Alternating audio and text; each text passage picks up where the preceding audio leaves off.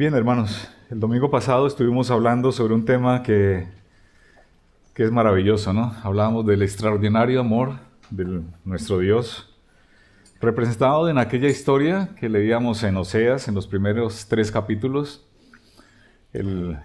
representados en el amor de Oseas por Gomer. Los que estuvisteis el domingo pasado lo podréis recordar.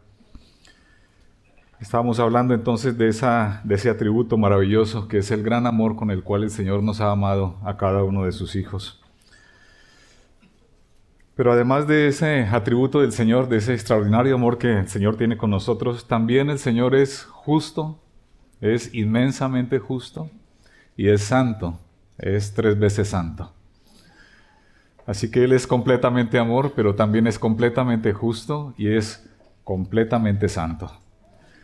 Y no podemos separar ninguno de estos atributos, todos vienen juntos en el Señor, todos vienen juntos en Dios. Por lo tanto, es importante también tener en cuenta estos otros atributos que he comentado esta mañana, además de muchos otros que Él posee, ¿no?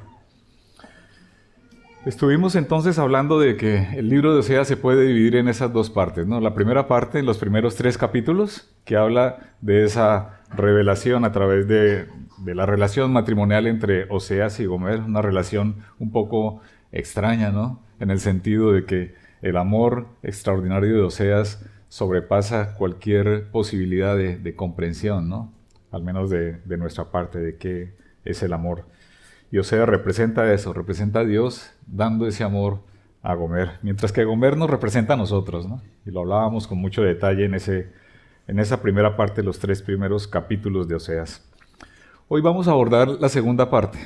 La segunda parte del libro de Oseas comienza en el capítulo 4 y termina hasta el final, en el capítulo 14. En esa parte, Oseas lo que hace es una descripción muy detallada de aquello que se vio, digamos, ilustrado en esa relación entre Oseas y Gomer. Pero aquí ya comienza a hacer una descripción, digamos, de primera mano de qué significó para el Señor esa forma de obrar del pueblo de Israel, ¿no? De la Gomer. Describe entonces de manera muy directa ese lamentable estado al cual llegó Israel.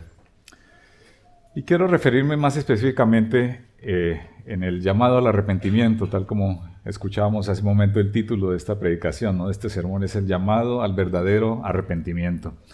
Y allí nos vamos a centrar entonces en el capítulo 14. El arrepentimiento, todos sabemos, hermanos, que cada vez cobra menos significado en nuestra sociedad. El arrepentimiento se ha venido reemplazando por otros términos, ¿no? Se utiliza la palabra excusarse, ¿no? Por ejemplo, o lo siento, no te preocupes, o sentirse frustrado por alguna situación, o la famosa palabra, ¿no? Es lo que hay. Solemos decir esto en vez de arrepentirnos.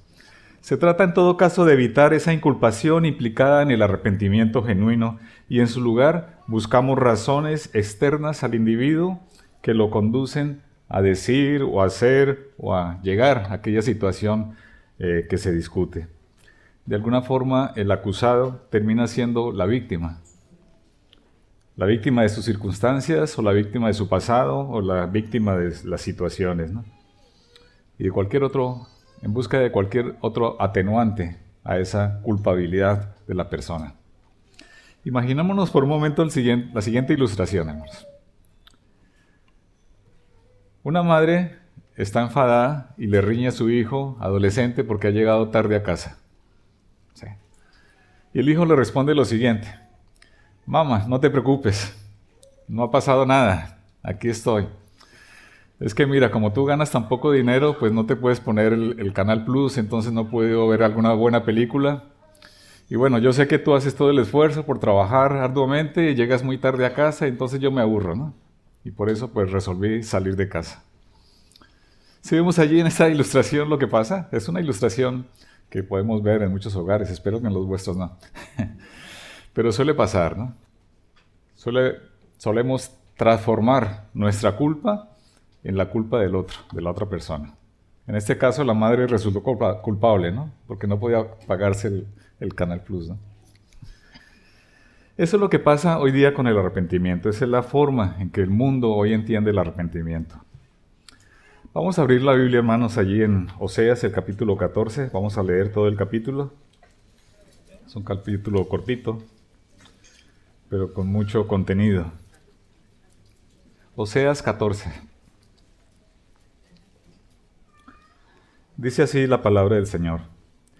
Vuelve, oh Israel, a Jehová tu Dios, porque por tu pecado has caído.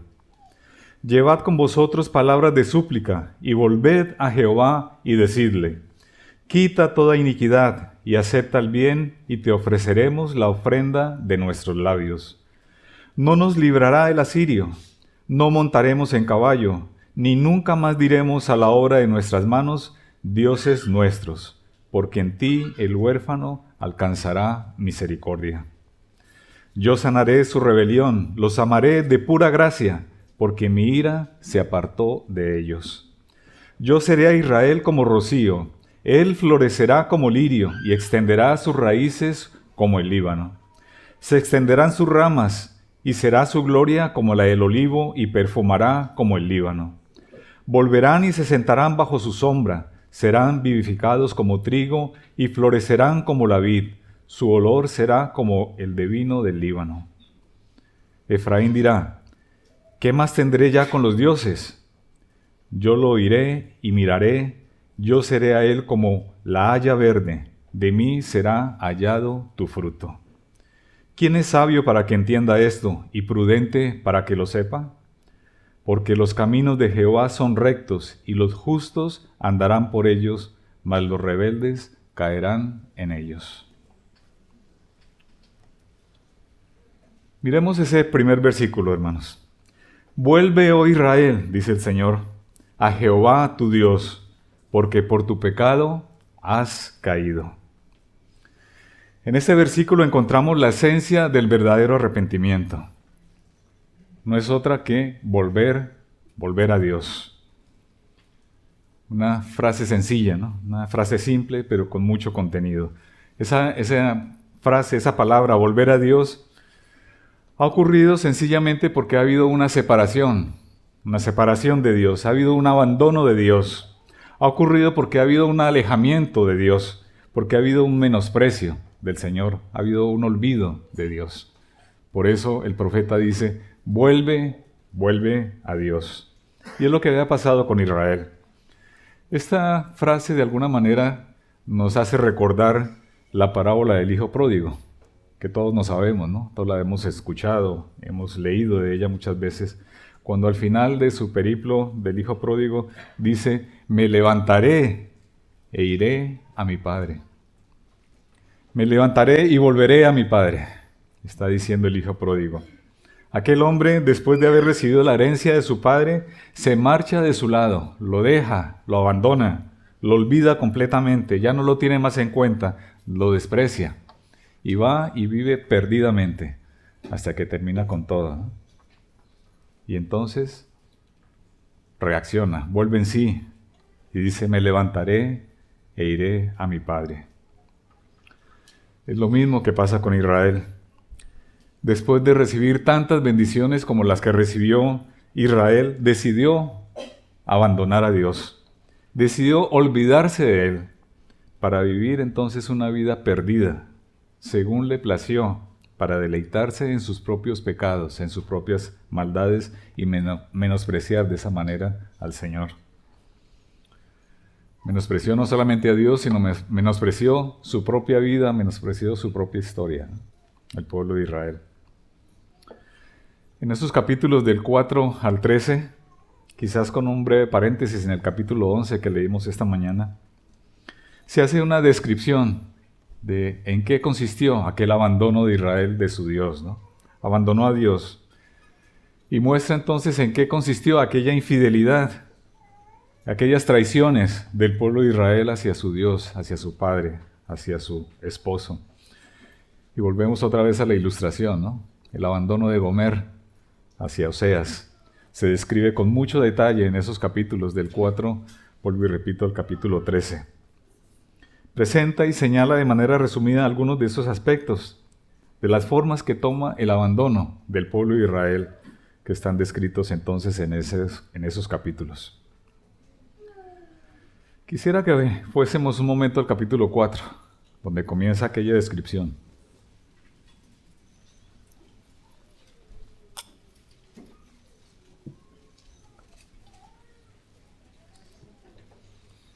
La descripción que presenta el libro de Oseas comienza allí en ese capítulo 4 y nos narra que el epicentro de la discusión o de la forma de comportarse del pueblo de Israel implica una contienda, la contienda de Dios anunciada en ese versículo 1 del capítulo 4. Oíd palabra de Jehová, dice, hijos de Israel, porque Jehová contiende con los moradores de la tierra. Vuelvo a leerlo.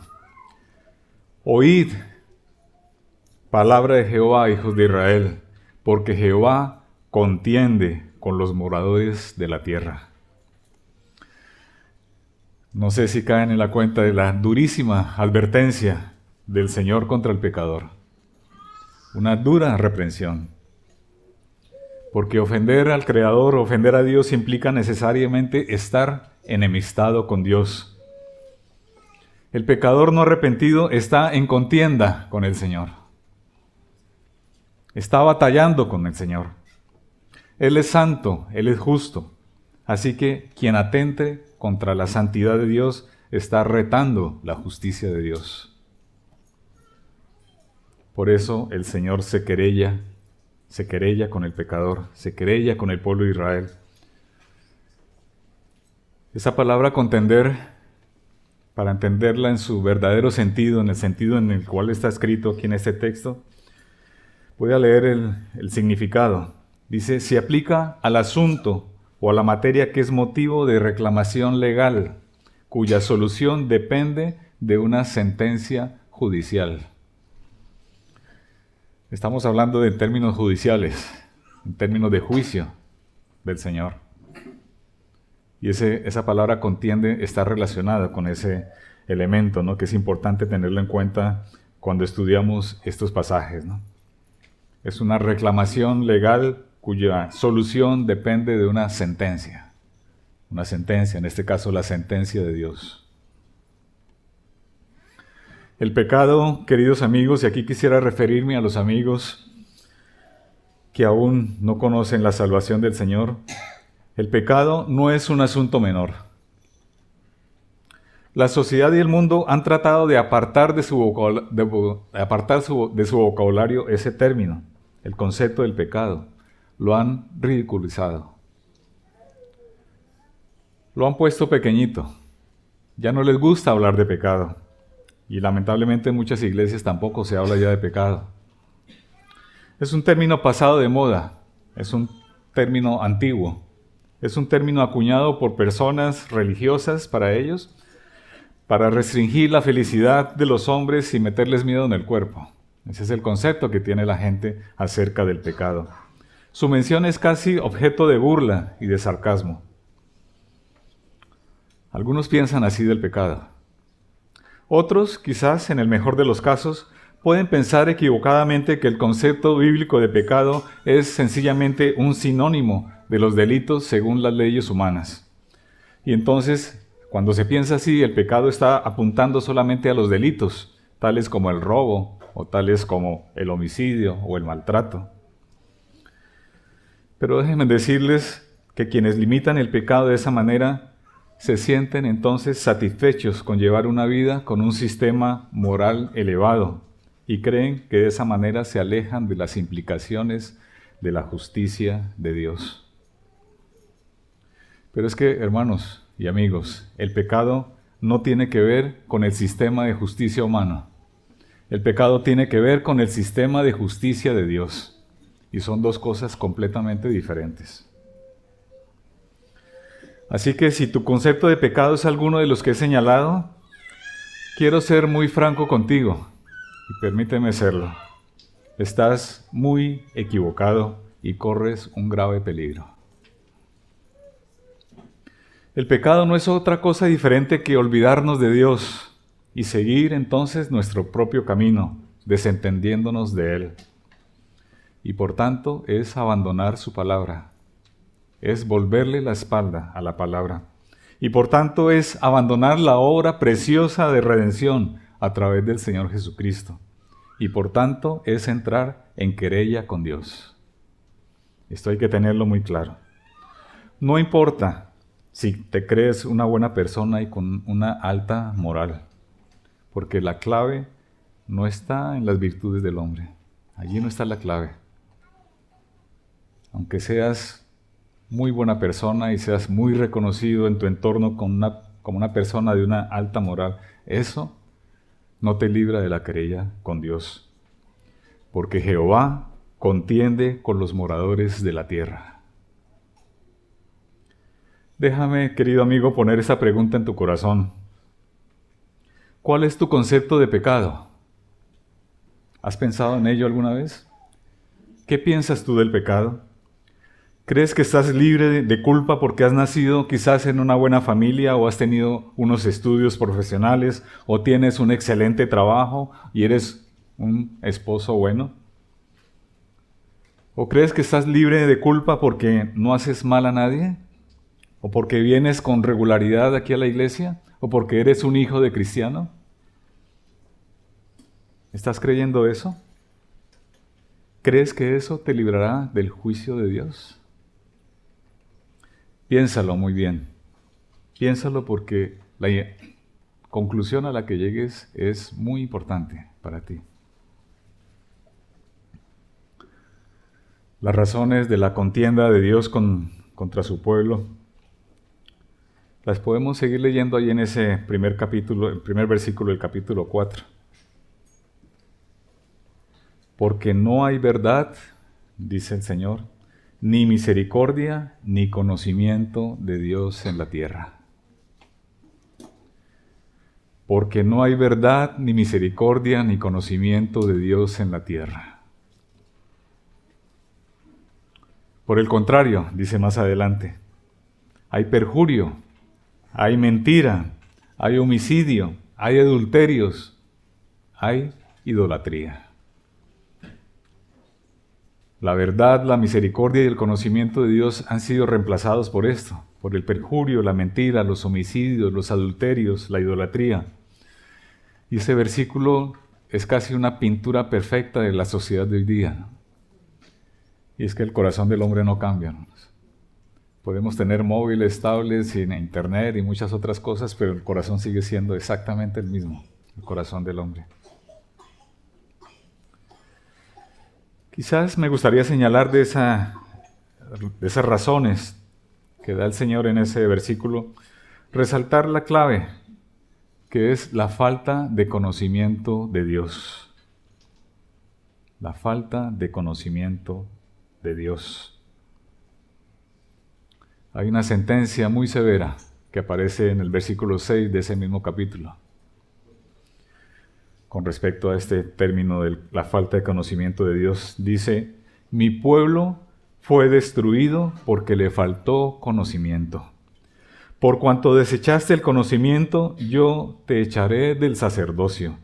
Y porque olvidaste la ley de tu Dios, también yo me olvidaré de tus hijos. Es una sentencia muy severa, ¿no?, que el Señor anuncia en este pasaje. El sacerdote en este caso es señalado como el culpable. Si leemos todo el capítulo, está hablando al sacerdote por no cumplir su misión, la misión de enseñar la palabra de Dios. Y esto lleva entonces a esa prostitución espiritual y religiosa de la cual hablamos el domingo, ¿no?, el domingo pasado, acerca de Gomer. Esa prostitución espiritual de la que tanto habla Oseas a lo largo de todo el libro. La búsqueda de seguridad del pueblo, la búsqueda de provisión, la búsqueda de sentido de la vida, la hacen en otros dioses, en alianzas con otros pueblos o incluso en su propia capacidad. Eso hace el pueblo de Israel. Y eso significa no otra cosa diferente que una evidencia de la profunda y del profundo desconocimiento que tenían de Dios, de la profunda desconfianza que tenían de Dios, de la inmensa falta de fe que tenían en el Señor, en aquel que los sacó de Egipto y los condujo por todo el desierto hasta la tierra prometida. Se habían olvidado de Él por completo. Ya no podían confiar en él. ¿Por qué? Porque había esa falta de conocimiento de Dios. Converge la culpabilidad no solamente en el sacerdote, sino en los políticos y los gobernantes de turno, por esa ambición desmedida que también denuncia Oseas en todos estos capítulos, pero también el pueblo, por aceptar y unirse sin reparos a esa forma de vida, apartados de Dios. Al final, para Israel, como sucedió muchos siglos después para los griegos, el Señor, su Señor, el Señor de Israel, se había convertido en el Dios no conocido. El Dios que no conocieron. Además intentan de alguna manera engañar a Dios. Allí en el capítulo 5, si pasamos un poco la página, los versículos 4 y 6, nos damos cuenta que trataban de llevar una especie de vida paralela, ¿no? El versículo 4 dice, no piensan en convertirse a su Dios porque espíritu de fornicación está en medio de ellos y no conocen a Jehová.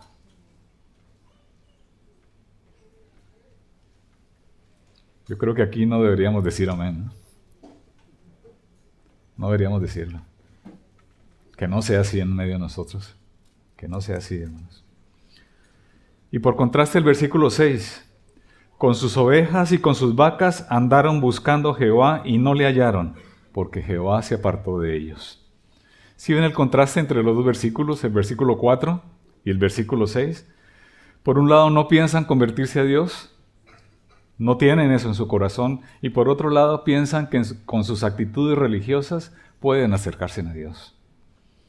Es un engaño, y Dios no puede ser burlado, hermanos. Así que cuidado, hermanos, que no andemos nosotros regodeándonos con el pecado y al mismo tiempo intentando vanamente buscar a Dios, porque son dos cosas que no son compatibles. Y que el Señor no tenga que decirnos lo que dijo en el versículo 5 de ese capítulo. La soberbia de Israel les desmentirá en su cara. 3 versículos muy fuertes, ¿no? Pero están aquí en la Biblia y hay que enseñarlos, hermanos. Hay que enseñarlos. En aquellos capítulos 4 al 13, muchas otras situaciones de pecado se describen. No vamos a entrar en detalle en cada una de ellas porque tardaríamos un buen tiempo. Pero quizás hay un resumen de esa situación que lo encontramos en el capítulo 6, los versículos 7 al 10. Allí está el resumen de todo lo que dicen los otros capítulos. Mas ellos, cual Adán, traspasaron el pacto. Allí prevaricaron contra mí. Galaad, ciudad de hacedores de iniquidad, manchada de sangre. Y como ladrones que esperan a algún hombre, así una compañía de sacerdotes mata en el camino hacia Siquem. Así cometieron abominación. En la casa de Israel he visto inmundicia. Allí fornicó Efraín y se contaminó Israel. Realmente duele leer esos versículos, hermanos. Cuando estaba preparando este sermón sentía dolor en mi corazón. Pero no es solamente historia antigua. Es presente, lamentablemente. Es presente. Y todo comenzó con la falta del conocimiento de Dios. Con la falta de conocimiento de Dios. O como dice un poco más adelante en el capítulo 8, el versículo 12. Le escribí, dice aquella porción, le escribí las grandezas de mi ley y fueron tenidas como cosa extraña. Por eso Dios se querella con el pueblo. Por eso Dios entra en pleito con ellos. Amigos y hermanos, déjenme afirmar que ante el juicio de Dios, ante aquella querella de Dios, ante aquella contienda del Señor con los pecadores, nadie, ni en el cielo, ni en la tierra, ni tú, podrás presentarte y quedarte en pie si no lo haces escondido detrás de la cruz de Cristo. No hay absolutamente ninguna otra opción. Si no te presentas detrás de la cruz de Cristo, Dios te va a mirar así y se va a querellar contigo. Y hay una sentencia establecida. Si no tienes a Cristo como tu abogado. Por ello, hermanos y amigos, aquel llamado del profeta en el capítulo 14 que estamos estudiando sigue teniendo una total vigencia hoy día. Vuelve, oh Israel, a Jehová tu Dios, porque por tu pecado has caído. Llevad con vosotros palabras de súplica y volved a Jehová. Hay un sentido de urgencia en este llamado. Un sentido de urgencia. Es un llamado a arrepentirse delante del Señor. Es urgente porque el juicio de Dios es inminente. El juicio de Dios es ciertísimo. Que nadie se llame a engaños. Porque aunque el mundo trate de ignorar la palabra de Dios y tenerla como una cosa extraña, en ella encontramos la revelación de Dios. Que un día de estos, cada uno de nosotros tenemos que presentarnos delante del Señor, delante del Juez Supremo. Y en esa comparecencia, nuestra única posibilidad es presentarnos con el único abogado que puede alegar nuestra inocencia, Jesucristo.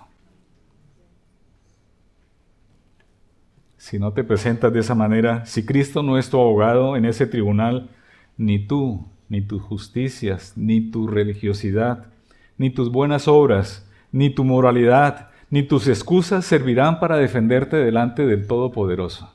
Nada de eso valdrá. Serás declarado culpable de pecado, de haberte separado de Dios, de no haberlo tenido en cuenta en tu vida y de haber tenido su palabra como cosa extraña, desconocida. Y la condena será justamente eso que en tus delitos, en tus delirios, en tu insensatez has querido.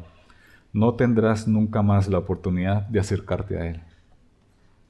Estarás por la eternidad separado de Dios, de su gracia, de su amor, de su misericordia y de su gloria. Estarás en una absoluta y eterna esclavitud de lo que tanto has amado, de tu pecado. Y por causa del pecado, nunca tendrás el gozo ni la esperanza de glorificar al que merece toda la gloria. Esa es la condenación, hermanos. No tener nunca más la posibilidad de glorificar al que merece toda la gloria. ¿Es eso realmente lo que quieres? ¿Es eso realmente lo que quieres? Si no es así, vuelve a Jehová tu Dios, porque por tu pecado has caído. Lleva palabras de súplica y vuelve al Señor, vuelve a Jehová. El verdadero arrepentimiento conlleva necesariamente esa súplica que nos narra este pasaje. Una súplica que nace del corazón, de un corazón que ha entendido su estado de pecaminosidad delante del Dios Santo. Y tal entendimiento le produce un profundo sentido de dolor en su corazón, una profunda tristeza ante la culpabilidad delante de Dios.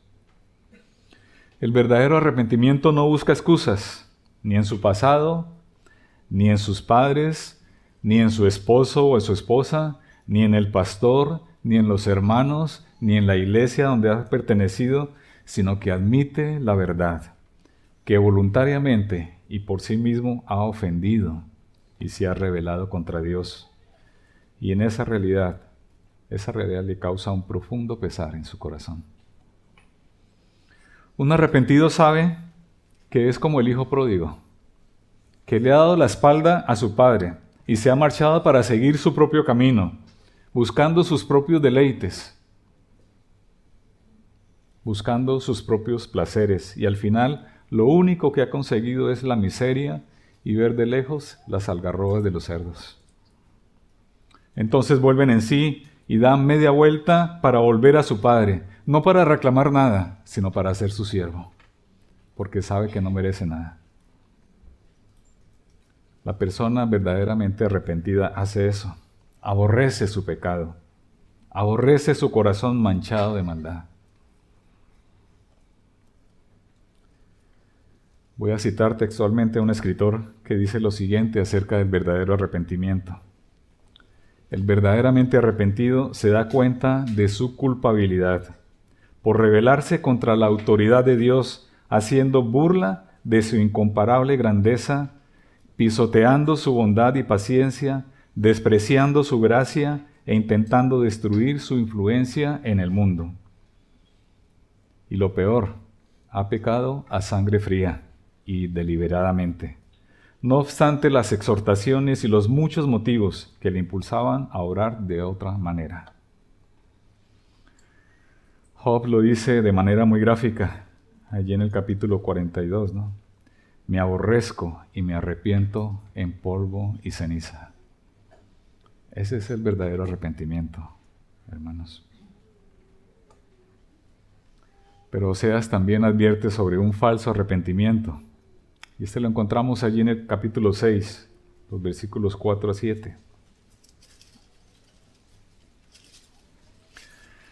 ¿Qué haré a ti, Efraín? ¿Qué haré a ti, oh Judá? La piedad vuestra es como nube de la mañana y como rocío de la madrugada que se desvanece. Por esta causa los corté por medio de los profetas, con las palabras de mi boca los maté, y tus juicios serán como la luz que sale. Porque misericordia quiero y no sacrificio, y conocimiento de Dios más que holocaustos. Mas ellos, cual Adán, traspasaron el pacto, y allí prevaricaron contra mí. Estos versículos nos hablan de un falso arrepentimiento. Nos relata esa intención de ese supuesto arrepentimiento del pueblo. Pero Dios lo desenmascara, porque sabe que dicho arrepentimiento no es genuino, porque no reconoce su estado de pecado, sino más bien muestran un interés por recuperar lo que han perdido al alejarse de Dios.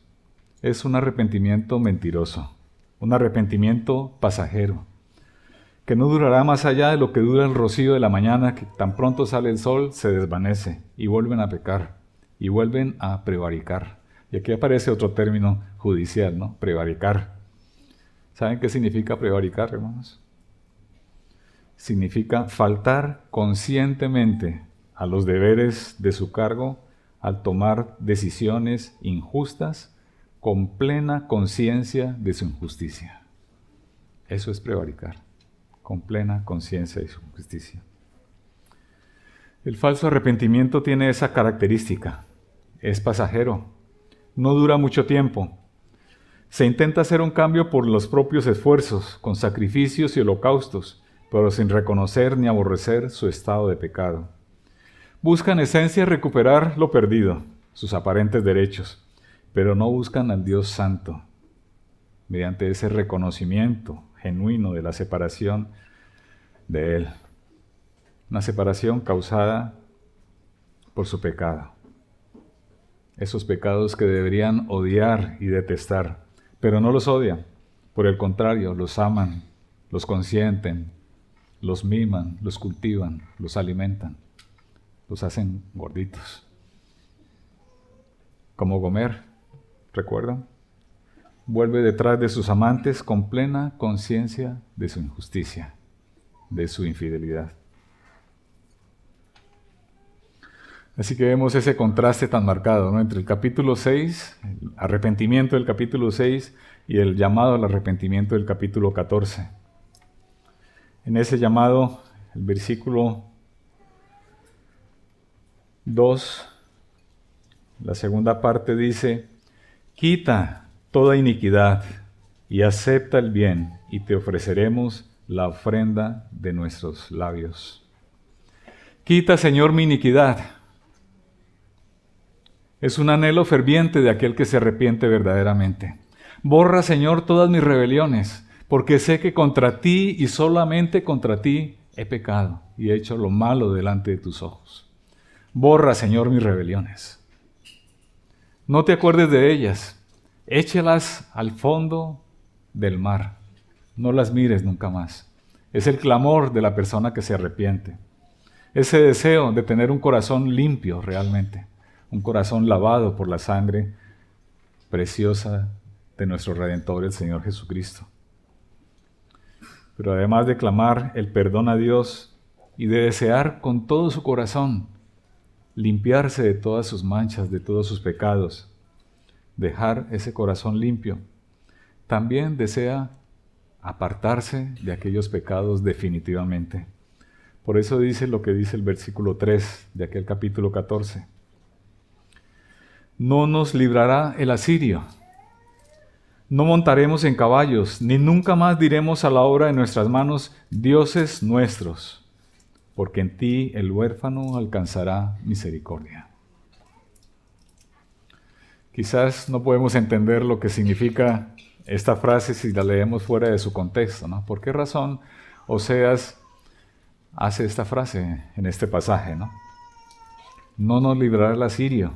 ¿Qué significa esto de librarnos el asirio? Significa que el pueblo de Israel había hecho alianzas con otros pueblos, con Asiria, con Egipto, con Tiro. Había hecho alianzas para que lo protegieran, para que lo guardaran. Y en esas alianzas habían tenido que llegar a adorar los dioses de aquellos pueblos y se habían doblegado delante de aquellos dioses de aquellos pueblos. Así que cuando el profeta llama al arrepentimiento y dice, no nos librará el asirio, está diciendo, ya no confiaremos en aquellos dioses, ya no confiaremos en aquellas naciones, ya no confiaremos en lo que el mundo ofrece, en las alianzas que el mundo nos ofrece, en las prácticas del mundo. No nos librarán de tu juicio. La segunda frase es, no montaremos en caballos. ¿Y esto qué significa? Tiene relación con esa confianza en sus propias capacidades que tenía el pueblo. Había sido un pueblo guerrero, había luchado y ganado muchas guerras, muchas batallas, y tenían una confianza en sí mismos, ¿no? Así que esta frase, no montaremos en caballos, está refiriéndonos hoy a nosotros a no confiar más en nuestras propias virtudes, en nuestras propias buenas obras, en nuestras propias capacidades. El verdadero arrepentido dice esto, no quiero confiar más en mí, porque mi corazón es engañoso. No soy capaz de luchar contra el pecado. Aun cuando quiera, aun cuando me haya arrepentido, quizás pensando sinceramente, no puedo luchar contra el pecado y necesito de ti. Necesito de ti.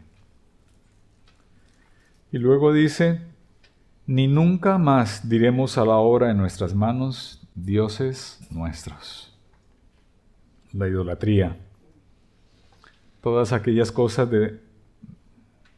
detrás de las cuales corremos, como buscando en ellas el sentido de la vida. Y no lo encontramos. No encontramos ni seguridad, ni prosperidad, ni disfrute, ni realización personal. Encontramos las algarrobas de los cerdos. Solamente esto encontramos detrás de los ídolos.